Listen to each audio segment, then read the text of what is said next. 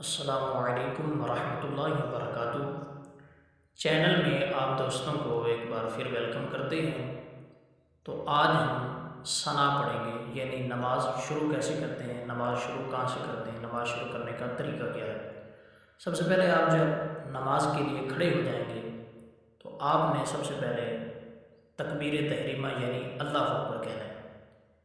चाहे आप इमाम हैं या इमाम के पीछे हैं, जब तक आप अल्लाह अकबर कहकर कानों को हाथ नहीं लगाएंगे तो आपकी नमाज नहीं होगी। क्योंकि अल्लाह अकबर कहना, ये तकबीर तहरीमा कहना नमाज के 7 फ़राइज़ में से ये एक फ़राइज़ है। अगर एक 7 फ़राइज़ में से एक फ़राइज़ भी छूट जाए तो नमाज नहीं होगी। तो सबसे पहले जब आपने नमाज के लिए खड़े होना है तो आपने तकबीर तहरीमा यानी अल्लाह अकबर कहना है। अल्लाह अकबर कहकर कानों को हाथ लगाना है। और जब आप कानों को हाथ लगा लेंगे तो आपने अपने हाथ जो हैं ये नाव के ऊपर बांध लेने। हाथ बांधने के बाद आपने सुबहानक अल्लाहुम्मा व बिहम्दिका व तबारक अस्मुका व तआला जद्दुका व ला इलाहा गैरुक, यहाँ तक आपने सना पढ़नी है।